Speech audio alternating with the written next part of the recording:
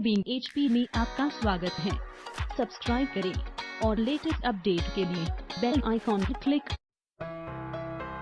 मणिमहेश पर्वत वो जगह है जहां स्वयं भगवान शिव ने सदियों तक तपस्या की थी। यहाँ के स्थानीय लोग मानते हैं कि देवी पार्वती से शादी करने के बाद भगवान शिव ने मणिमहेश नाम के इस पर्वत की रचना की थी, जिसे माता गिरजा के रूप में पूजा की जाती है।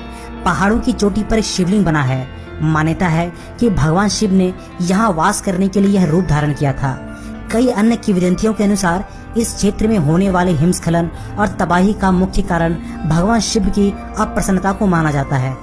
कहते हैं कि ये चोटी का ऊपरी हिस्सा हमेशा बादलों से ढका रहता है। सिर्फ वही लोग इस चोटी के दर्शन कर पाते हैं जो सच्ची श्रद्धा से भगवान शिव को याद करते हैं। कई लोगों को एक साथ दर्शन करने पर ये चोटी दिखाई नहीं देता।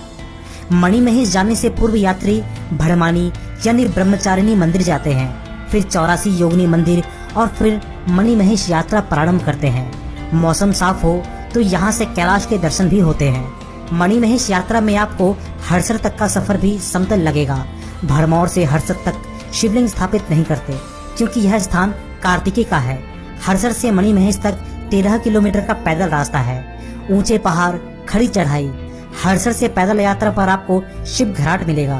कहते हैं इस पहाड़ पर कान लगाने से ढोल नगारों की आवाजें आती है, जैसे कि शिव की बारात का संगीत हो। मणिमहेश झील से पहले तथा गौड़ी कुंड से थोड़ा ऊपर एक रास्ता जाता है जिसे कमल कुंड कहते हैं। इसे नंदी कुंड भी कहते हैं। इससे आगे लाल कुंड को भोली की सेज कहा जाता है।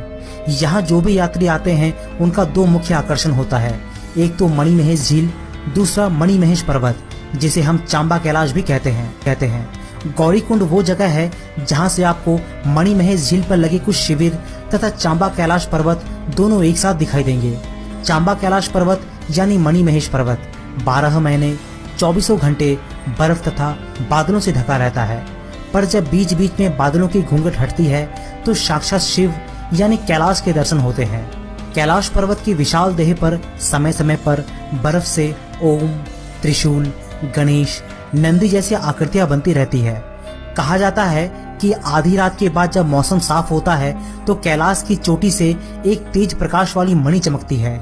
इस संदर्भ में भक्तों का ये मानना है कि यहाँ भगवान शिव स्वयं शेषनाग मणि के रूप में दर्शन देते हैं। कहते हैं कि अस्त होते सूरज की लाल किरणें जब बर्फ से ढके कैलाश पर्वत पर पड़ती है तो पूरा पर्वत स्वर्णिम कांति वाला हो जाता है और उस समय कैलाश पर्वत को देखकर यही लगता है कि मानो ये पत्थर का नहीं बल्कि सोने का पर्वत हो जो अपनी आभा लुटा रहा है। 13,390 फीट की ऊंचाई पर स्थित मणिमहेश झील मौजूद है, जिसमें कुछ लोग नहाते हैं तो कुछ लोग इस झील की परिक्रमा भी करते हैं। राधा अष्टमी के दिन यहाँ भारी मेला लगता है। मणिमहेश मंदिर का पुजारी दौड़कर झील की परिक्रमा करता है और उसमें छलांग लगा देता है। वह खून जमा देने वाले इस झील के पानी को चीरता हुआ पार निकल जाता है। कहते हैं कि मणिमहेश पर्वत की चढ़ाई खड़ी व अधिक होना, बादलों से घिरा रहना व बर्फ से ढका होने के कारण यहाँ आज तक इस चोटी पर कोई नहीं चढ़ पाया और इस पर्वत शिखर पर चमकती हुई रोशनी का रहस्य, जिसे भक्त मणि कहते हैं, आज भी बरकरार है।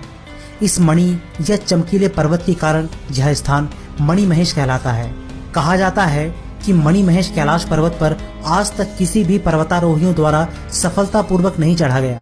मणिमहेश शिखर की ऊंचाई समुद्र तल से लगभग 18,564 फुट है। आज तक इस पर्वत की ऊंचाई का सही तरह से अनुमान नहीं लगाया गया है। इस पर्वत पर चढ़ना नामुमकिन नहीं है, लेकिन जो भी इस पर्वत पर चढ़ा वो वापस नहीं लौटा। मणिमहेश शिखर की ऊंचाई